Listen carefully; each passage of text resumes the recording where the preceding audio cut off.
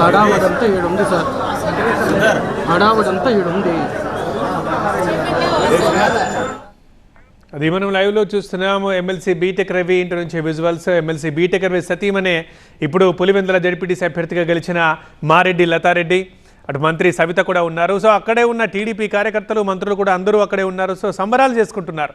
పులివెందుల ఈ విజయం కోసమే వారు ఇన్ని రోజులు కష్టపడింది, గెలవాలని ఖచ్చితంగా ఒక కంకణం కట్టుకున్నారు, ప్రతిష్టాత్మకంగా తీసుకున్నారు, ఆ మేరకు కష్టపడ్డారు. సో విజయం సాధించిన ఆనందం వారి కళ్ళలో కనిపిస్తోంది. వాళ్ళు సంబరాలు చేసుకుంటున్నారు, అందరూ అక్కడే ఉన్నారు. కొద్దిసేపటి క్రితం బాణాసంచా కాల్చారు, ఇటు కౌంటింగ్ కేంద్రం వద్ద కానీ ఇటు ఇంటి దగ్గర కానీ, అండ్ మిఠాయిలు కూడా పంచుకుంటున్నారు. మొట్టమొదటిసారి టీడీపీ గెలవడం ఇది ఆనందం. దీనికోసమే ఇప్పుడు ఇన్ని రోజులు ఇంత కష్టపడ్డాం అని చెప్పి వారు ఆ ఉత్సాహాన్ని, సంతోషాన్ని ప్రజలకు చూపిస్తున్నారు, షేర్ చేసుకుంటున్నారు. పులివెందుల జడ్పీటీసీ ఉప ఎన్నికలో టీడీపీ ఘన విజయం సాధించింది, అది కూడా భారీ మెజారిటీతో.